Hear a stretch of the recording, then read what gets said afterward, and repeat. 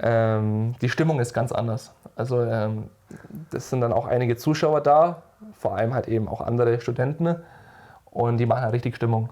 Also es ist nicht so wie jetzt bei den Profis, wo halt immer wirklich Stille sein muss im Stadion, weil die ansonsten nicht spielen können.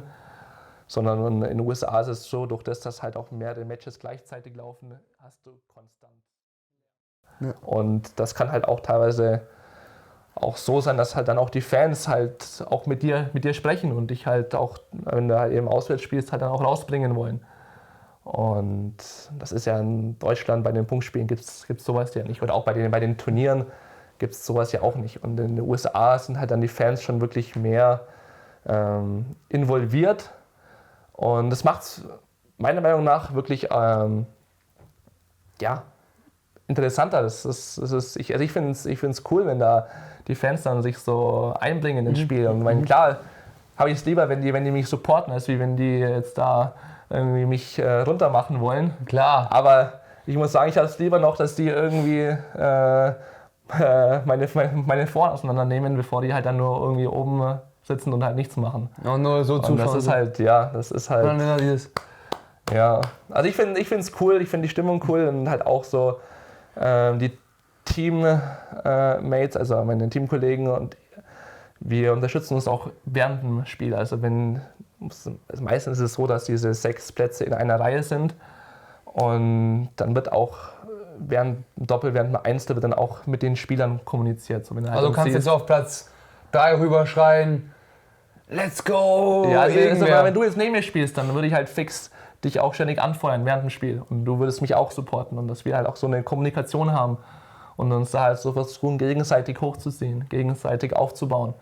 Und das ist halt im Endeffekt auch unglaublich cool. Ich meine, wann hast du sowas daheim bei den Turnieren? Ich meine, du spielst halt dann auch teilweise neben deinem Freund, also neben einem Bekannten, aber du würdest ja nie auf die Idee kommen, jetzt auf dem Nachbarplatz jetzt den einen Kollegen da jetzt irgendwie anzufeuern. Und in den USA ist es halt wirklich so normal, dass du halt deine Teammates anfeuerst. Das wird von dir erwartet, das wird vom Coach erwartet, dass ihr euch da gegenseitig, dass die Spieler sich da gegenseitig anfeuern. Und es ist schon cool. Also ich meine, ja, das kann dann auch teilweise helfen. Ich meine, wenn du so ein bisschen in einem Loch bist oder jetzt einen schweren Start hast im Spiel und dann kommt halt von deinem Teamkollegen vom Nebenplatz kommen dann aufbauende Worte und du merkst so, okay, komm jetzt, Lukas, du machst es nicht nur für dich selber, genau, du spielst es nicht nur für dich, sondern du spielst auch fürs Team. Und ja, das ist dann nochmal extra Motivation. Also zumindest ist es für mich so, dass wenn ich für ein Team spiele und andere sind auch im Endeffekt Betroffene von meinem Ergebnis, dann will ich es halt noch mehr. Also ich will natürlich auch für mich selber gewinnen, aber wenn ich halt weiß, dass meine Teamkollegen da halt auch dann profitieren, wenn ich gewinne, dann will ich es halt noch mehr. Also will ich es halt für mich selber schon irgendwie 105%, dann will ich es halt dann nochmal irgendwie 110% dann für meine Teamkollegen, weil ich halt eben auch will, dass wir als Team gewinnen. Wenn du mal so überlegst, vor allem im ersten Jahr, ich bin ja auch jeder, der mal umzieht oder auszieht von zu Hause, am Anfang, oder bei mir war es zumindest so, ist immer so, ja, viel Kontakt nach zu Hause oder man ruft da viel daheim an, immer wird telefoniert, da wird immer, weißt du, und am Ende, beziehungsweise nach so einem Jahr oder nach 2 ist dann so, alle paar Wochen mal ist so, hallo, wie geht's dir, alles gut, ja, tschüss, okay, oder wenn man was braucht, so Mama, Papa, Mama, du, ich brauch da das und das, ah ja, und wie geht's dir übrigens, ja, ist okay, ja, bei dir auch alles okay, ja, danke, ciao. Wie war's bei dir? Also ich habe immer ein sehr enges Verhältnis gehabt zu meinen Eltern. Also ich auch jetzt noch versuche ich täglich zu telefonieren mit meiner Mom. Und auch damals habe ich auch täglich daheim angerufen. Ich sag mal so 10, 15 Minuten am Tag, die habe ich immer, also die Zeit, die nehme ich mir auch, um da halt eben daheim anzurufen und da halt dann einzuchecken. Ich meine, klar, oft dann gab es auch nichts Wichtiges, aber ich war halt auch immer extrem eng mit meinen Eltern und bin es auch immer noch. Deswegen ist mir das auch schon wichtig gewesen, da immer den Kontakt aufrecht zu halten. Auch mit meinen Freunden von daheim. Also ich meine, wir haben auch schon öfters telefoniert. als ich in den USA war. Ich weiß aber immer nicht, wie der Zeitunterschied da ist. Ja, ich glaube, ich habe das immer. Ja, aber ich sage ja so, ich versuchte halt dann auch wirklich den Kontakt aufrechtzuerhalten mit meinen Freunden daheim.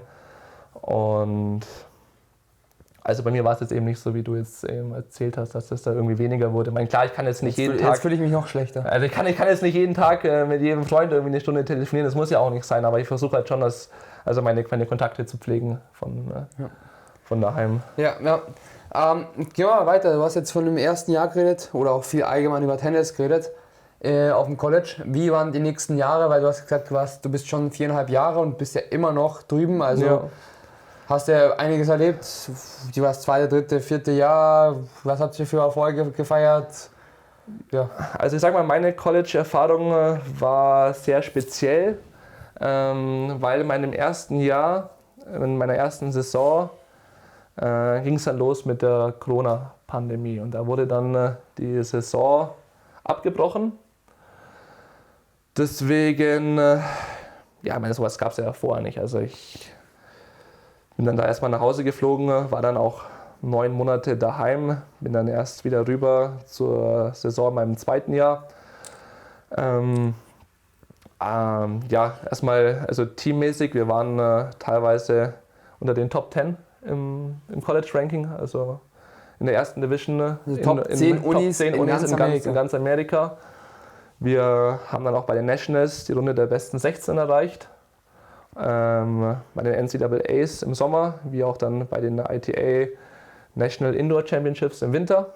Und ja, wir haben auch noch so verschiedene Turniere gewonnen. Also gab es auch ein Turnier in meinem Freshman Year, das wir als Team gewinnen konnten. Aber im Endeffekt, das waren ja so die 2 Haupterfolge mit dem Team. Persönlich lief es vor allem im Doppel sehr erfolgreich. Ich war in meinem 3. Jahr, habe ich mich bis auf Platz 2 hochspielen können im College-Ranking in den USA im Doppel. Und jetzt eben nochmal letztes Semester mit einem anderen Partner konnte ich mich auch wieder auf Platz 8 hochspielen. Und ja, konnte ein paar Turniere gewinnen, ein paar College-Turniere. Und ja, also würde ich schon sagen, dass es eine einigermaßen erfolgreiche College-Karriere war bisher. Ich hoffe mal, dass nächstes Jahr noch ein krönender Abschluss kommt. Wer weiß.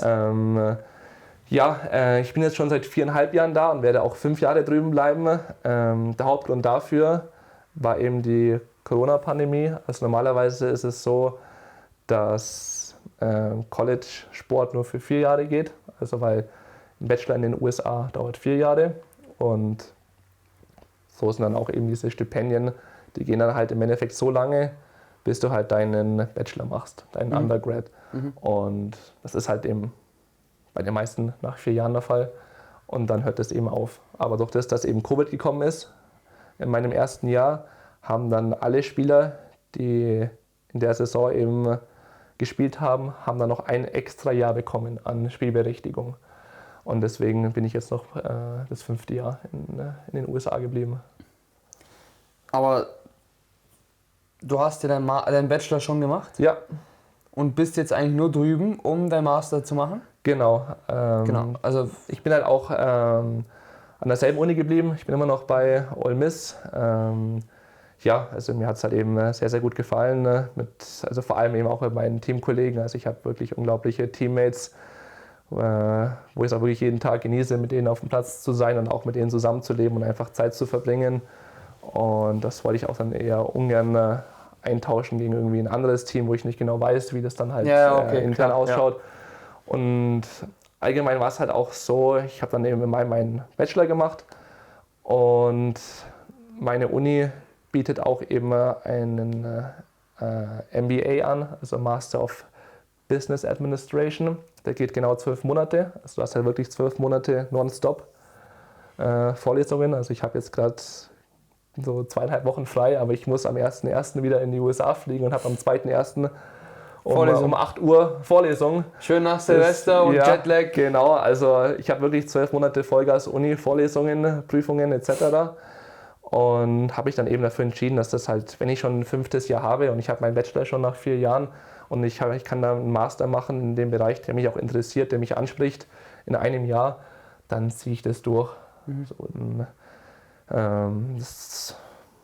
Ja, da habe ich dann eigentlich auch gar nicht so viel drüber nachgedacht. Okay, das hat sich also für mich war dann, so ein bisschen, okay, du hast die Chance, Ja. du darfst auch noch Tennis spielen, alles Ja. klar, mache ich. Ich meine, bevor ich dann noch einen zweiten Bachelor mache, vielleicht, weißt du, ich habe meinen Bachelor in International Business Management gemacht. Es ist auch dann so, es wird mir jetzt auch nicht so viel bringen, wenn ich dann nochmal einen Bachelor in Finance mache oder Marketing oder so, sondern im Endeffekt, ich habe meinen Bachelor, was ist der nächste Schritt? Okay, das ist ein Master. Okay, wie schaut es aus? Wie ist die Situation? Okay, ich habe noch ein Jahr in den USA, verwende ich es? Okay, mal schauen. Und dann hat es einfach perfekt gepasst. Ich kann hier meinen Master machen in 12 Monaten. Ich habe noch ein Jahr Spielberechtigung. Das heißt, das wird halt dann auch weiter finanziert im Endeffekt. Und ja, war dann für mich eine relativ einfache Aber war Entscheidung. nie für dich so die Idee, okay, ich gehe jetzt auf die Tour oder war es für dich zu früh? Oder wie? Also nach dem 4. Jahr war es für mich kein Option. Gedanke. Also weil einfach ich auch dann den Master machen wollte und einfach diese Möglichkeit, eine der guten Dinge, die eben durch Covid entstanden sind, eben dieses Extra-Jahr, dachte ich mir, das werde ich auf jeden Fall verwenden. Also da habe ich eigentlich wirklich nicht mit dem Gedanken gespielt, auf die Tour zu gehen. Okay. Jetzt letzten Sommer. Und jetzt, du bist dann in einem halben Jahr fertig. Das heißt, im nächsten Jahr, Mitte des Jahres, bist du hoffentlich fertig. Bist dann Master of Business Administration. Ja, genau. Also das ist dein Master. Du bist dann, das Höhere, was noch geht, ist ein Doktor. Ja. Was ist dann dein Plan? Also gibt es schon einen Plan oder gibt es keinen Plan? Es gibt Optionen. Ich habe noch keinen festen Plan. Ich sage mal, Option 1 ist, dass ich mich nochmal im Tennis versuche. Dieses Mal aber mit einem größeren Fokus aufs Doppel, weil halt eben ich jetzt in den USA ein paar größere Erfolge im Doppel feiern konnte. Habe ich jetzt so das Gefühl, dass ich im Doppel näher dran bin am, sag ich mal, Aber ist es für dich so ein Downgrade oder ist es einfach eine andere es ist Chance? einfach kein Downgrade. Also ich finde, klar, ein Doppel ist weniger Preisgeld und das Preisgeld, was du dann verdienst, das musst du dann auch durch 2 teilen. Aber ich muss sagen, also wenn ich dann mal einen Grand Slam gewinnen sollte, also jetzt nur, jetzt träume ich ein bisschen, muss ich dann sagen, also ob ich den dann im Einzel gewinne oder im Doppel, ist mir dann nicht ganz so wichtig. Also ich nehme den im Doppel auch. Und wenn es unbedingt sein muss, oder? also ich meine, habe dann da nichts dagegen, irgendwie dann den Pokal mit dir zu halten zum Beispiel. Also das macht mir dann nichts. Also, also ich sehe es nicht als Downgrade, sondern einfach als Entwicklung so ein bisschen. Das hat sich halt dann bei mir in den letzten Jahren so herausentwickelt, dass ich da im Doppel halt mehr Erfolg hatte als im Einzel. Und klar, im Doppel ist es auch schwierig, aber ich denke, dass ich da ganz gute Chancen hätte. Also zumindest bessere als im Einzel. Und deswegen könnte ich es mir schon vorstellen, dass ich es versuche, so 2 Jahre einfach mal sage, okay, ich gehe auf die Tour, ich habe meinen Master in der Tasche, ich habe schon mal wirklich einen soliden Grund gebaut, wo ich dann halt eben noch sage, okay, ich mache 2 Jahre Vollgas Tennis und versuche mich mal und schaue, was geht. Das ist Option 1. Option 2 ist, zum Arbeiten anfangen. Ich habe sogar auch im August schon angefangen zum Arbeiten, aber nur Teilzeit, 10, 15 Stunden. Ich arbeite bei dem Small Business Development Center in Mississippi und arbeite da im Bereich International Trade und helfe da eben kleinen Firmen aus Mississippi beim Export ihrer Produkte und Services und habe da auch einen sehr, sehr tollen Chef und auch früheren Professor, dem ich da über die Schulter schauen darf, der mich da eben auch dazu eingeladen hat, dazu gebracht hat, dass ich da eben für ihn so nebenbei ein bisschen arbeite. Und das ist dann eben Option 2, das dann so ein bisschen einfach weiterzumachen, weiter zu arbeiten oder halt dann eben Vollzeit zu arbeiten.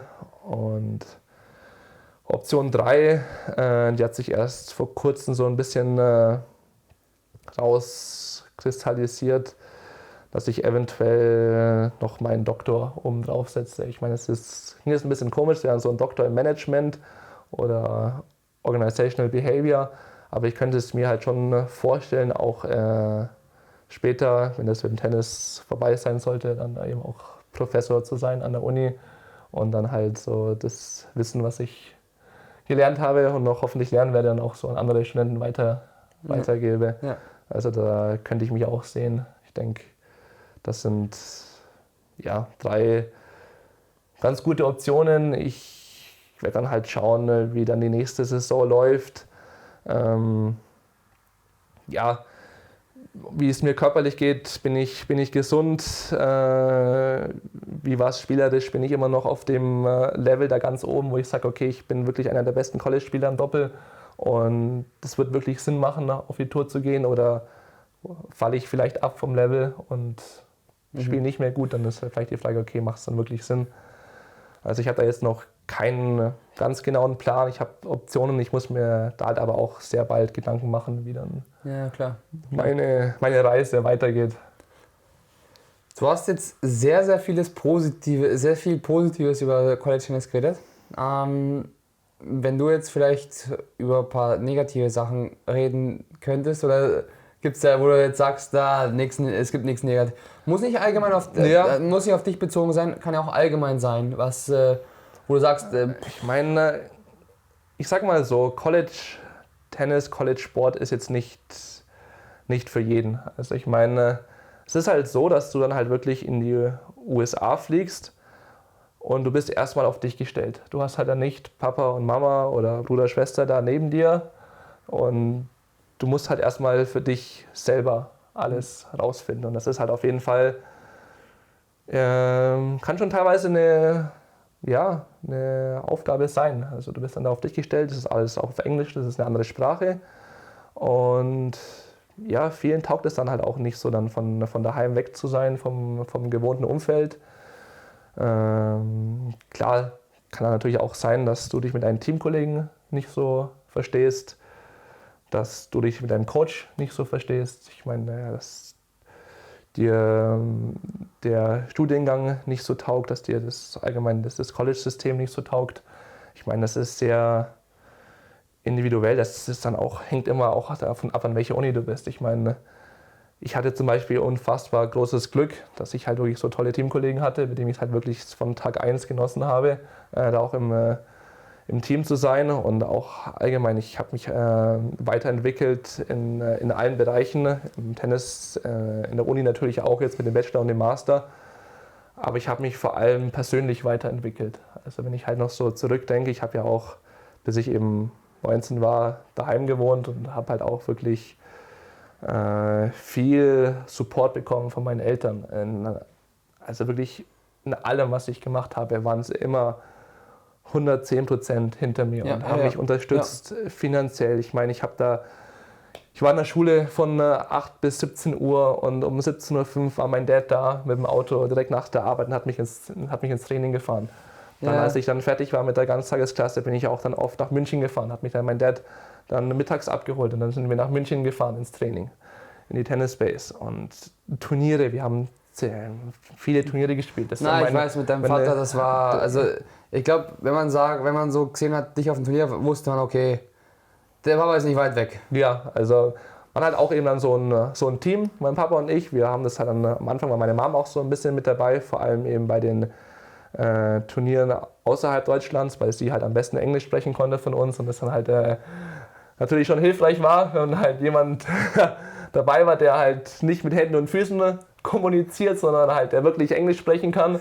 Ja. Aber dann hat sich halt dann schon so ein bisschen herausgestellt, dass mein Dad und ich da halt ein sehr gutes Team sind, dass wir da wirklich das zusammen gut hinkriegen, dass er halt auch weiß, was halt ich brauche. Ich habe es halt auch unglaublich gern gemacht mit ihm, weil ich dann halt immer so meinen Supporter in der Ecke hatte, der halt immer da war. Wenn halt was war, dann konnte ich mich halt immer an ihn wenden.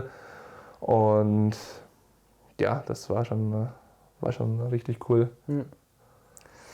Ja, vor allem wenn man dann die Background-Geschichte weiß, dann weiß man halt auch, okay, es war Zeit, die man gut investiert hat für eine Person.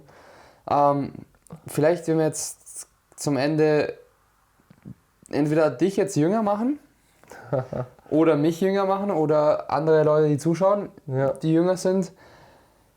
Was würdest du denen raten? Oder beziehungsweise was würdest du anders machen? bezogen auf College beziehungsweise allgemein? Ja. Also ich habe ja schon eine Sache angesprochen, die ich ganz gerne anders machen würde, dass ich schon früher mit dem Fitnesstraining begonnen hätte. Da hätte ich mir mit Sicherheit einige Verletzungen erspart. Ansonsten hätte ich eigentlich nicht viel anders gemacht. Also ich habe es genossen, beim Steffen Haufe zu trainieren am Anfang. Dann war ich beim Gerhard Schluff von 13 bis 18. Das hat mich auch nochmal ein Stück nach vorne gebracht. Dann war ich eben beim Marc Michael und beim Chris Blöckel. Das war auch in dem Moment die richtige Entscheidung. Und dann USA war auch die richtige Entscheidung. Also ich bereue es überhaupt nicht. Also es gab keinen Tag, wo ich gesagt habe, warum bin ich hier, warum bin ich jetzt nicht daheim, sondern das war definitiv sehr gut und sehr richtig. Einfach vor allem für die persönliche Weiterentwicklung. Also ich kann jetzt nicht einen allgemeinen Ratschlag geben. Das ist halt wirklich sehr individuell. Also ich meine, wenn du mit 17 Jahren schon bei den Grand Slams am Start bist, dann musst du jetzt nicht aufs College gehen. Also ich meine, wenn du schon wirklich Geld verdienst mit dem Tennis, dann musst du jetzt nicht aufs College. Aber ich sage ja auch zu dem Thema, dass das College-Level immer besser wird. Also dieses Jahr gab es, glaube ich, 9 Grand Slam Champions. Also Männer, Frauen, Einzel, Doppel, Mixed, die ein College besucht haben. Also 9 Grand Slam Champions dieses Jahr. Es gab um die 20 Spieler im Einzel, die unter den Top 100 standen, die ein College besucht haben. Es gab über 50 Spieler, die im Doppel unter den Top 100 standen. Also die Hälfte der Spieler sind College-Spieler? Ja, also es waren, glaube ich, 53 Spieler dieses Jahr, die unter den Top 100 standen, haben ein College besucht. Also du siehst dann schon, und Tendenz ist steigend. Tendenz ist steigend. Mein bestes Beispiel, den vermutlich auch die meisten kennen werden, ist Ben Shelton. Ben Shelton ging 2021 aufs College, hat das erste Jahr bei Florida gespielt, hat da auf 5 gespielt im Einzel. Hat auf 5 gespielt, hat dann da 2021 dann den National Championship Title gewonnen mit dem Team. Dann 2022 hat er ihn dann gewonnen im Einzel und war jetzt dieses Jahr bei den Australian Open 2023 war er im Viertelfinale.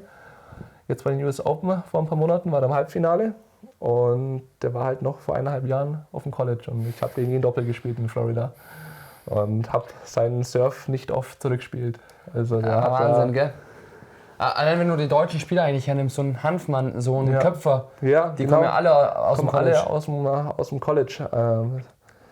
Und das Level wird immer besser. Auch das wird noch besser in Zukunft. Ich weiß, dass die Nummer 1 im ITF Junior World Ranking, das ist ein Brasilianer, der heißt João Fonseca, der geht nächstes Jahr aufs College und der ist der beste Junior, der ist Nummer 1 im Ranking auf der Welt, U18. Der hat jetzt auch noch die Weltmeisterschaft gewonnen, U18. Und der geht nächstes Jahr nach Virginia an die Uni. Und klar, ob er dann die 4 Jahre macht, ob er nur 1 Jahr macht, sei dahingestellt. Aber er hat Stand jetzt geht er aufs College. Und ich sag mal so, es ist auf jeden Fall keine schlechte Idee, es zumindest mal zu versuchen. Ich meine, ich sage jetzt mal, schlimmstenfalls, dir taugt es nicht, dann gehst du nach Hause nach einem Jahr oder nach einem Semester. Oder wenn du es gar nicht aushältst, dann gehst du nach Hause nach ein paar Wochen. Aber dann kannst du zumindest sagen, okay, du hast es versucht und es war dann nicht deins. Aber ich würde auf jeden Fall den Leuten raten, es zumindest mal zu versuchen. Ich meine, du musst ja dann nicht die 4 Jahre drüben bleiben, aber du kannst es zumindest mal... bleiben. Ja, sogar 5 Jahre. Also ich war natürlich dann, sage ich mal, lucky, in Anführungszeichen, dass ich noch ein 5. Jahr drüben bleiben konnte. Aber musst du ja nicht. Du kannst ja einfach sagen, du machst nur 1 Jahr oder machst dann nur 2 Jahre und machst dann halt dann daheim weiter mit deinem Studium. Das geht ja auch. Also das Studium ist ja wenn du jetzt nichts irgendwie Richtung Lehramt oder Jura studierst, was halt wirklich dann US-spezifisch ist, dann wird es auch in Europa anerkannt. Und dann hast du da auch dann kein Problem, dann weiter zu studieren. Ja. Und also das wäre so ein Ratschlag, wo ich sage, wenn du halt da so überlegen bist und du bist wirklich ein guter Junior und überlegst, eben in die USA zu gehen, würde ich auf jeden Fall sagen, dass sich der Spiel einfach mal anschauen soll. Ja. Und sich da einfach mal vor Ort ein Bild machen soll und dann einfach für sich selber entscheiden soll, ist das College-Tennis, ist das für mich, passt das oder halt eben nicht. Das hast du gut gesagt, weil für jedes Elternteil ist deren Kind der beste Tennisspieler, weißt du? Also, wenn du ein guter Junior bist, also hast du ganz gut gemacht. Zuletzt, zum Abschluss vielleicht noch eine persönliche Frage an dich. Ja.